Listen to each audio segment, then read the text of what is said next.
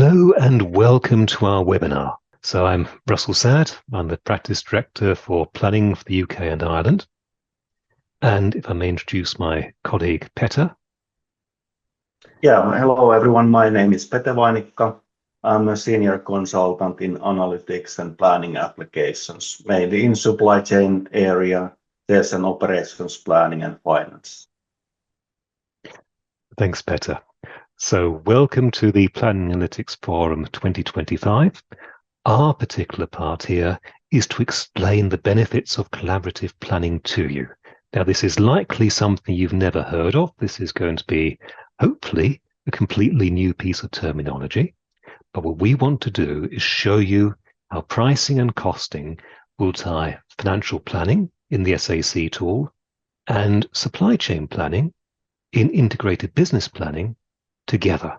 And we'll also explain briefly what they are to anyone who is new to the world of SAP or is coming from finance and supply chain planning and is now hearing for the first time what their counterparts in the other team might be doing. So let me begin by giving a few introductions to us and the company. Then Petter and I will explain some of the theory behind this. So what indeed do financial planning and supply chain planning have in common? And why should we be linking them together? And then to make the point, in the second half, we're going to be walking you through a demo. So this is a real life, everyday situation which you should doubtlessly be facing. And we'll take you through it step by step to make the case for collaborative planning. Then let me begin by quickly introducing Westnacher Consulting. So we've actually been around for quite a few years. We were founded in 1969 in Heidelberg in Germany, and we're actually 3 years older than our much larger partners, the SAP, who were founded in a neighboring village. These days, we're well over 1,000 consultants. We're a global company. We're present all over the world. Here you can see some of our office locations. Of course, Heidelberg in Germany is our head office, but you'll find us almost everywhere. So we're very proud to also be collectively owned. So Westnacher is owned by us Westnacher Consultants, which is part of the reason for our great longevity. At the moment, we're proud to boast having been in the business for almost 55 years. Over 30 of those now have been as a partner with the SAP. And indeed, digital supply chain consultancy within the SAP ecosystem is our thing. Petter and I are hailing from only 2 of our practices, myself from supply chain planning, Petter from business planning. But as you can see, Westnacher covers the entire digital supply chain. Then just explain to those of us who are joining from finance, supply chain planning is the mainstay of my own practice. And SAP's current gold standard tool is the IBP system. It's a suite of modules. IBP stands for Integrated Business Planning. And what makes this different to the kind of planning you might be used to is that we talk about supply networks.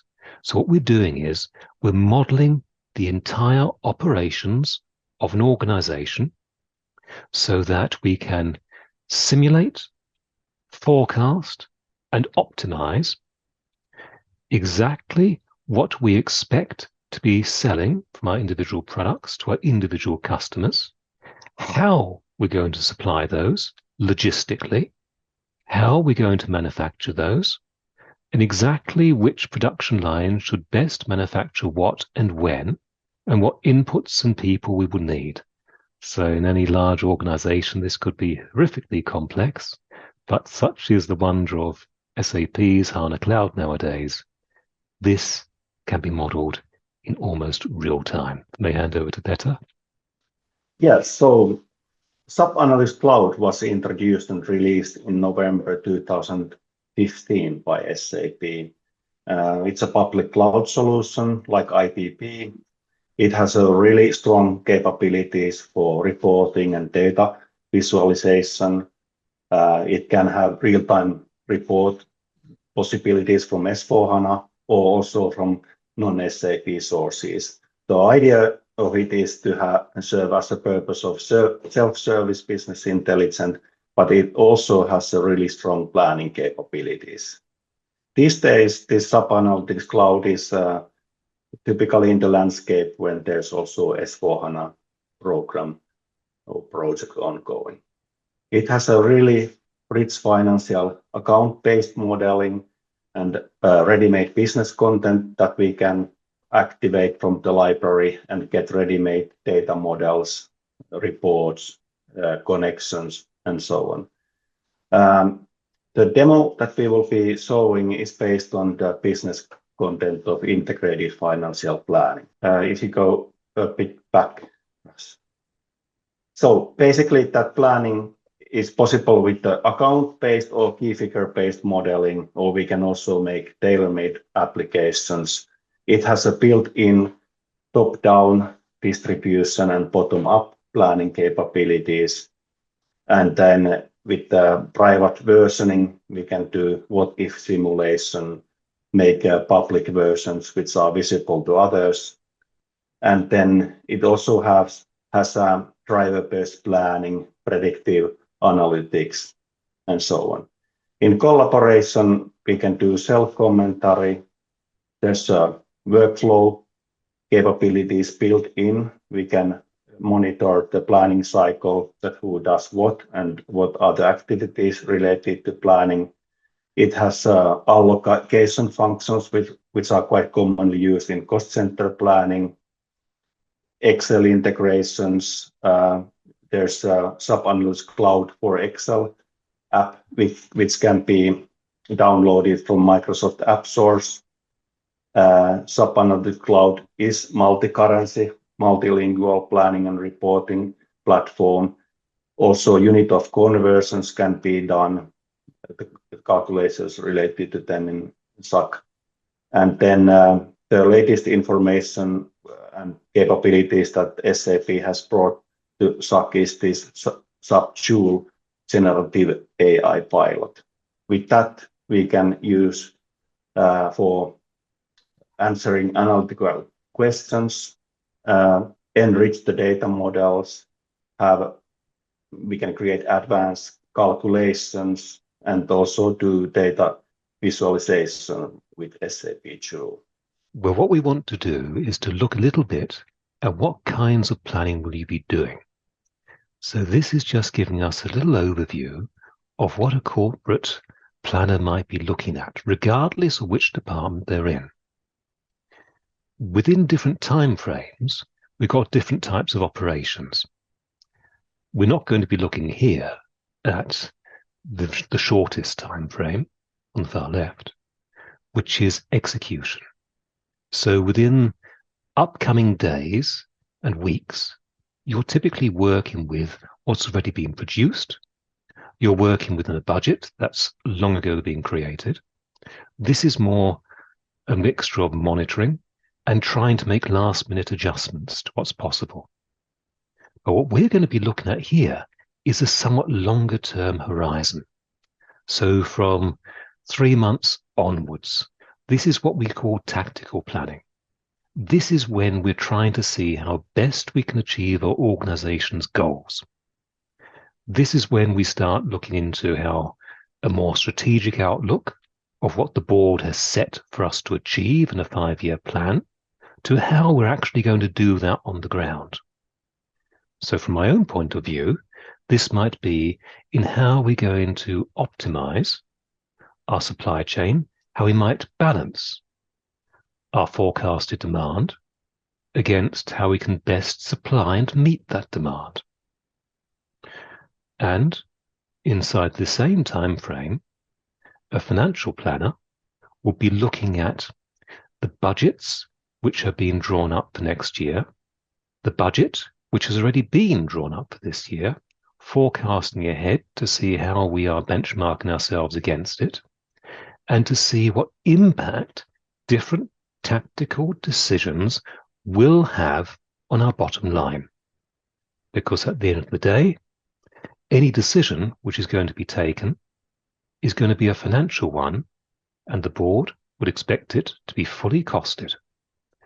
So to help us understand what we might be doing in bringing our two worlds together, we've got two personas we're going to be talking about in due course. We have a financial planner, we'll call her Amy.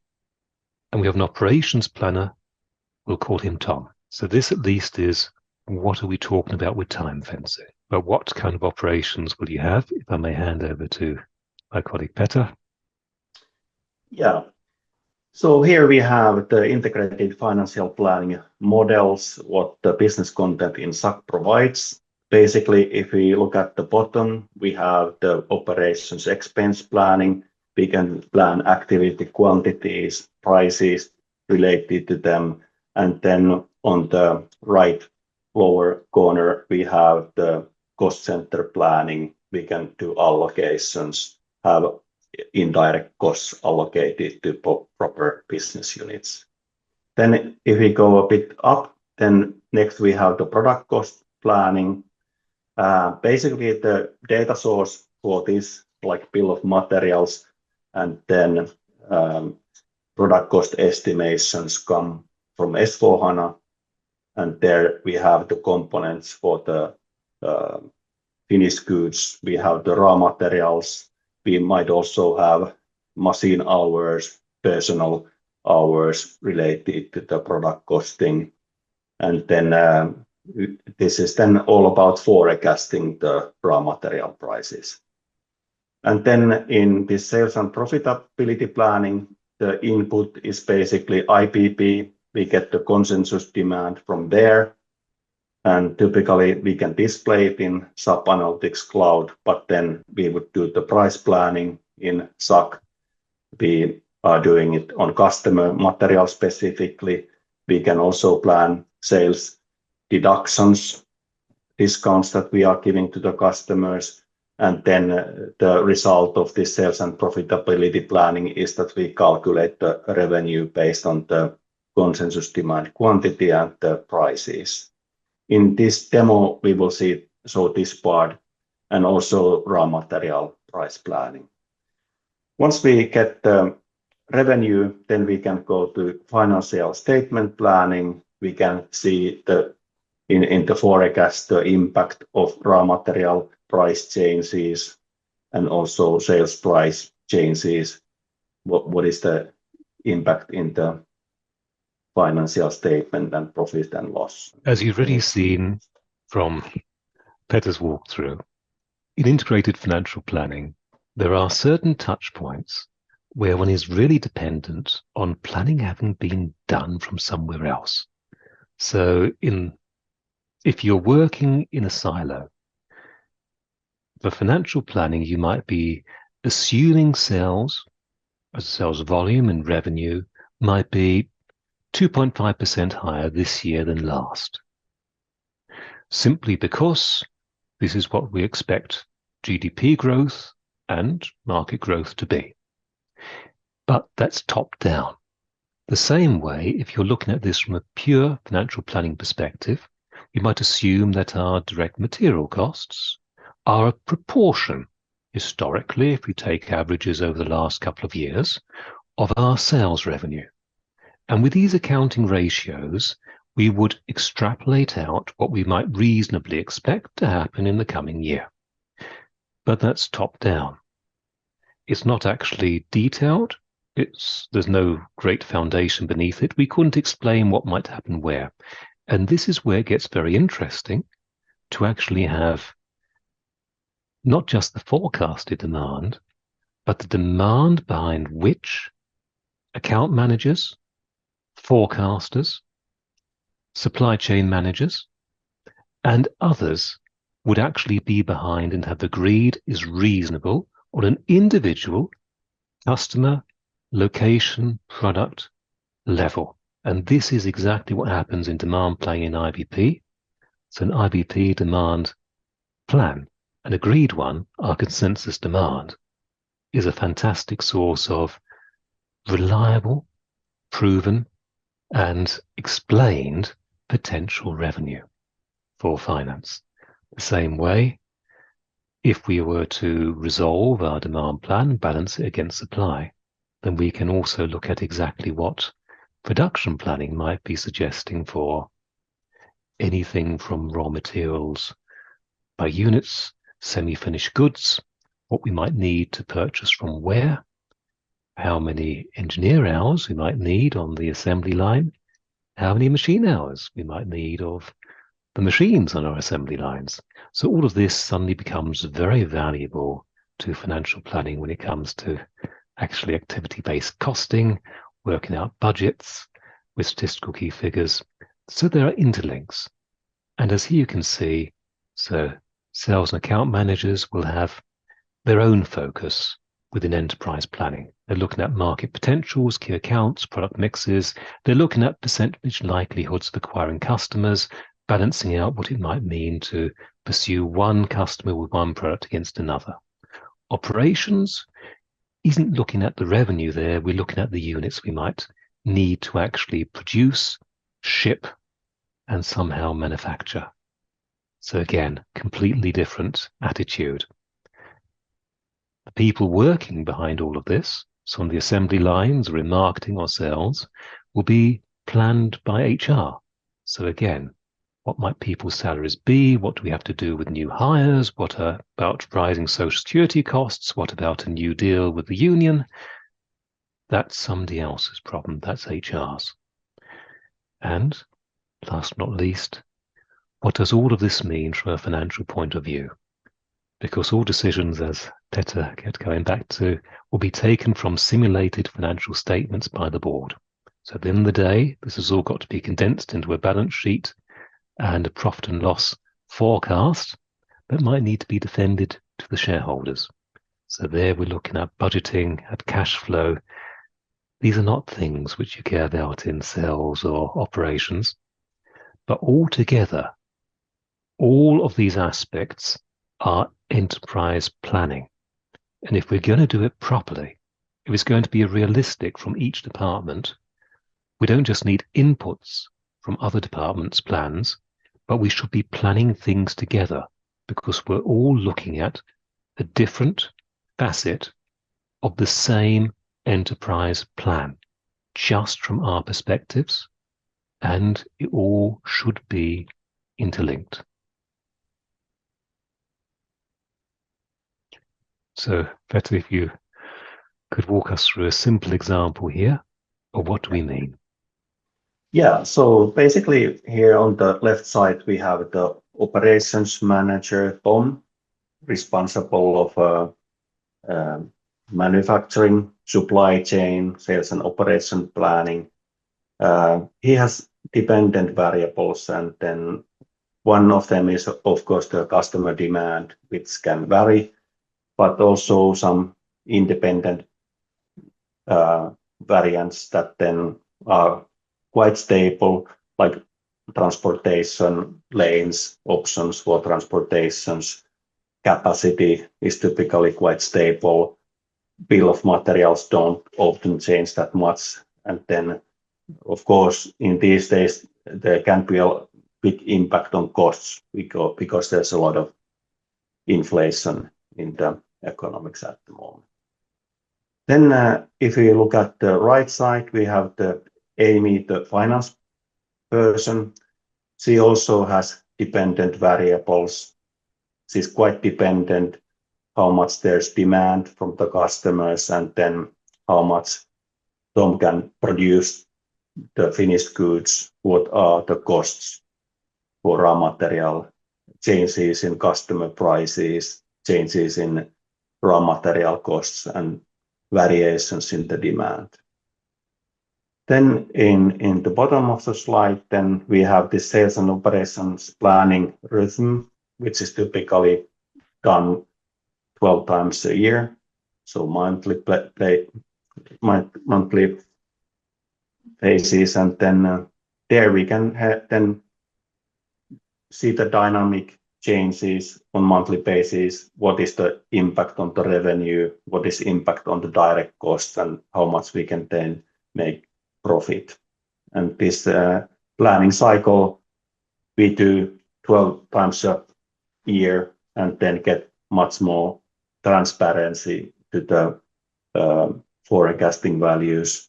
And then all of this is then covered in the demo part, and then we can see how seamlessly this planning cycle can be done with IBP and SAC. Thank you, Petter. Now let us take a look at how this might actually be working within SAC and IBP. So we're going to be leveraging something which you SAC users should already have seen before. It's SAP's own integrated financial planning demo content, which is there to walk you through and inspire you what is actually possible within the Analytics Cloud. So, of course, we built our demo around that, but we are linking this up with something we built ourselves, a simple scenario in IBP to make the case for how collaborative planning can be used and why costs and prices and quantities are so interrelated, and how each tool and each team really depends on the other. Again, look at the personas. We have Amy from finance, who's working as a financial planning consultant in SAC, and Tom from operations, who's working as a supply chain consultant and planner in IBP. Petter will be explaining the SAC part. I'll explain the IBP part. Yeah, this is the financial statement planning page, and this is kind of the main tool from Amy from the finance part. And then in this demo, the first thing that we are then targeting to do is to have an increase to finance to finished goods. And then this is the planning application basically for the financial statement. But then here we can see the end-to-end solution and the landing page for all the way from sales to financial statement. And the first thing is really to increase the finished goods prices. There's two finished goods in this demo. We can see the monthly prices, but now we want to enter that 5% increase on year level. We can put plus 5%. And then once we press enter, then it does the top-down distribution evenly, since we don't have any historical data as a reference. Then we do the same increase for this other finished goods, 5% again. It distributed it on month level. And once we are happy with the increase, then we can publish the data. And after publishing, it's then visible for others also.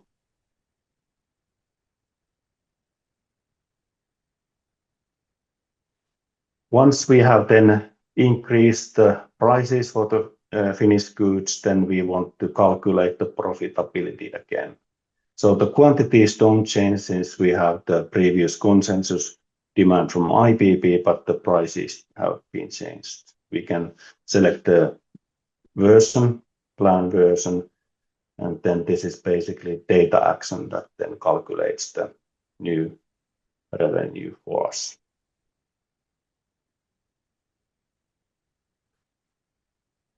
The changed values you will see with the yellow background, so we can see that the revenues and deductions have changed, since deductions are percentage from the revenue, but then the cost of goods sold are not changed, since we have not changed the raw material costs. If we are happy with this, then we can publish it.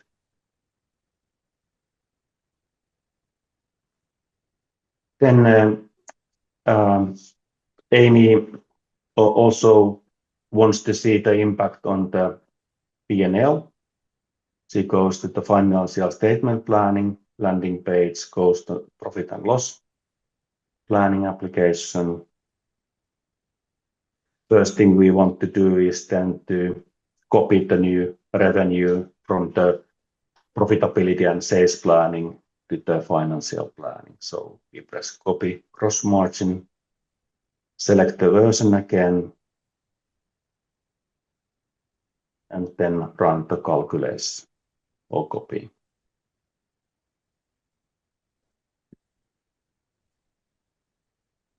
And here we can then see again the changed values with the yellow background. We can see that the revenues and rebates have changed, but then cost of goods sold remain the same since we didn't touch them. Then we can publish the results, and then they become again visible for all the others.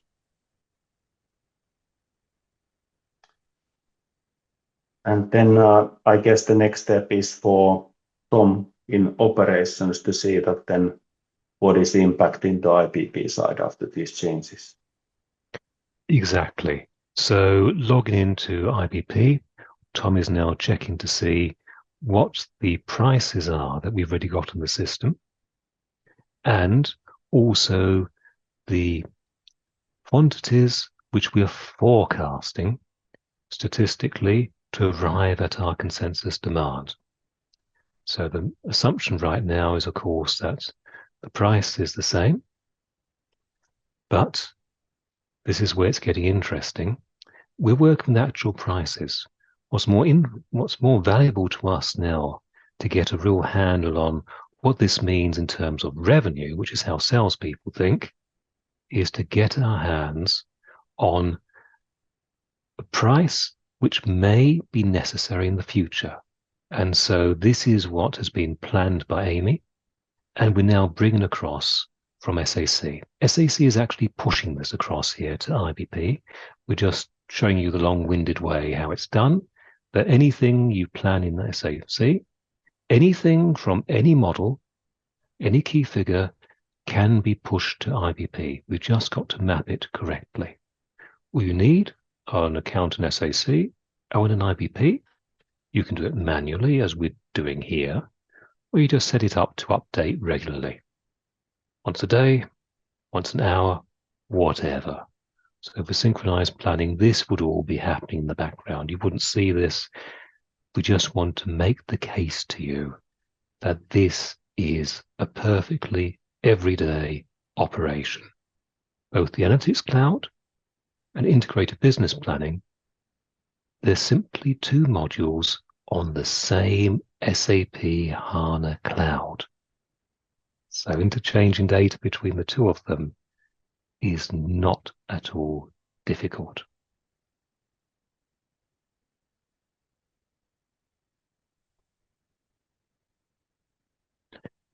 Those of you who work more with SAC will probably recognize that this is the same transfer you do with anything. And indeed, as Tom's just checking to see the update, this might be after the 12 o'clock expected refresh. Indeed, we've now got a new update to our baseline plan. We've got Amy's updated, planned, finished goods price, and now we can take a look and see what does that actually mean for our revenue. Okay, so the next thing that Amy needs to do is that she realized that there's an increase in raw material prices. We can go to raw material price planning, put that increase of 10% again, and then it's doing top-down distribution to the month level. There's basically two raw materials, these chemicals, ingredient chemicals, and then fast pulp. And then we can then enter the prices or the costs, and then publish the new raw material costs. And once that is done, then we want to calculate the impact on the overall, what it has on the product and product level and plant level. We can use this data action calculate product costs, and then it takes the finished goods lot sizes, component quantities, and then calculates the new costs with the new raw material prices. And And then we can see that then it had impact on these two raw materials only. Machine hours and personal costs remained the same. Then we can publish the data.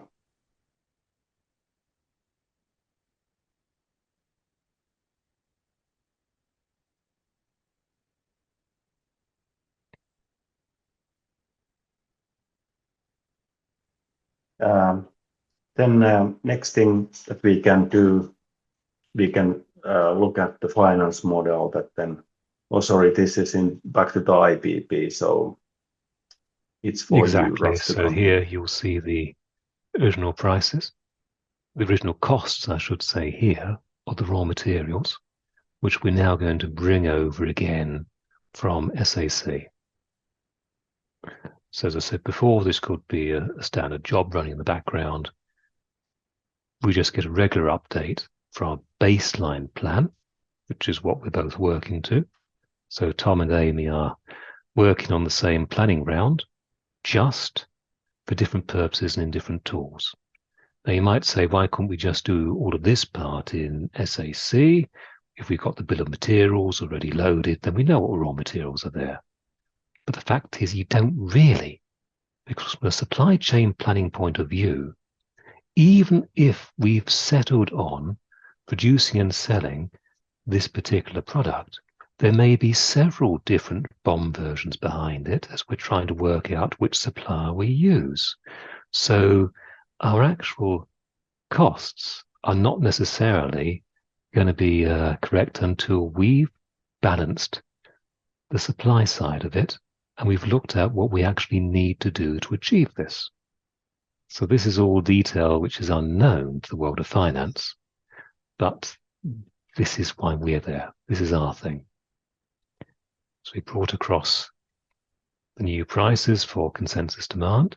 We can now see what consensus demand quantities mean as revenue, which is going to interest Amy.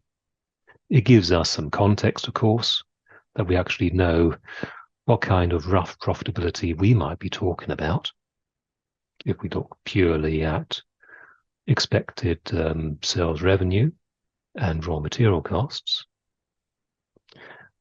But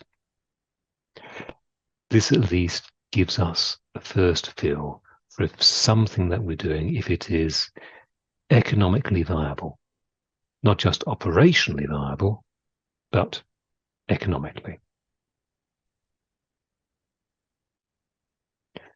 Thus far, we've been looking at what we can get from SAC.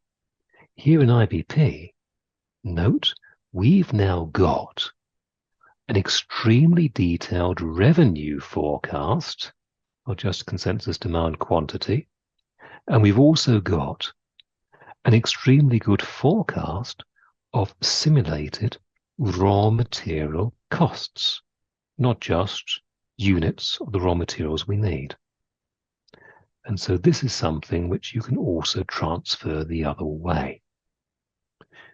If anything, it's even easier.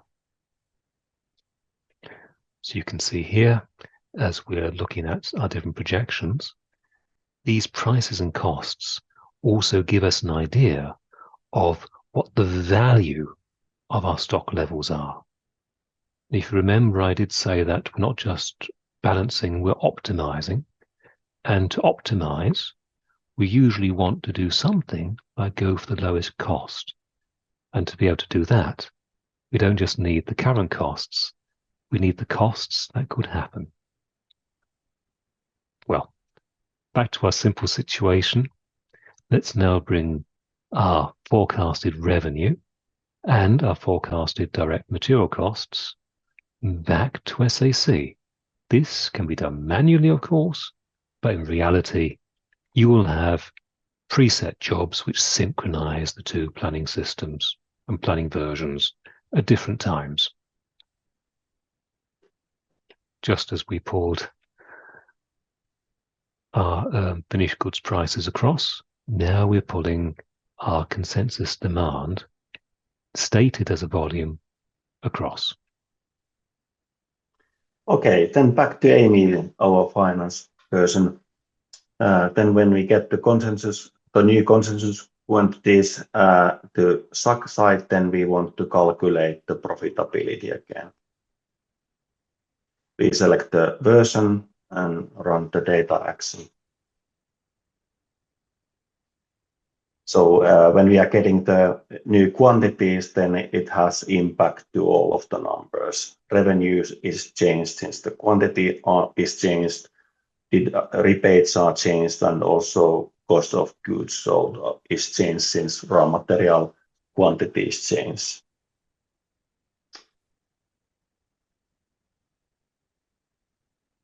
Then we can go to profit and loss, to financial planning, and then see the impact there.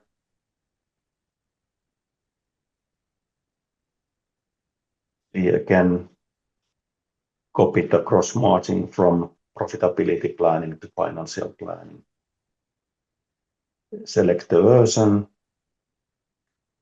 and then we run the data action.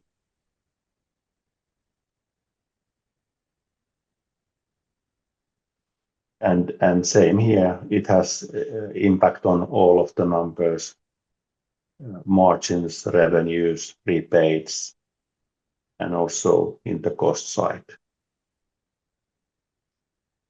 So this is kind of the whole result of this demo, that there's a raw material increase of 5% and then 10%. 10% increase in raw materials and 5% increase in the finished goods. So now you've seen our theoretical example. We've taken it, we've shown you how it would look in real life, and this is something you can even look at yourselves. Since if you have SAC and IBP, you'll find that we're basing this on a standard SAP demo, and it's also good practice for us from the supply chain world to quickly set up something similar in IBP. Just a simple interchange of pricing and costs, planned pricing and costs, can be extremely valuable to making the right decisions in the world of supply chain planning. So IBP doesn't just work with expected quantities, but volumes. Similarly, from IBP, we can provide financial planners with a whole host of detailed information. With our supply chain simulations, with careful balancing of expected demand and the possibilities we have to supply and meet that demand, we can not only give them a fairly reliable, at least our best possible forecast, our consensus demand, bring that over as revenue. We can give them expected direct material costs in terms of the exact raw materials and semi-finished goods we would expect when for our production, but we can also give them a whole host of additional key figures, such as engineer hours and machine hours, which are then invaluable for activity-based costing, which is something which in financial planning would actually underpin the methods by which a financial planner like Amy has actually had to arrive at a new projected finished goods price. So thank you for joining us. I hope this has been interesting to you. If you have any questions, please feel free to now put them to us.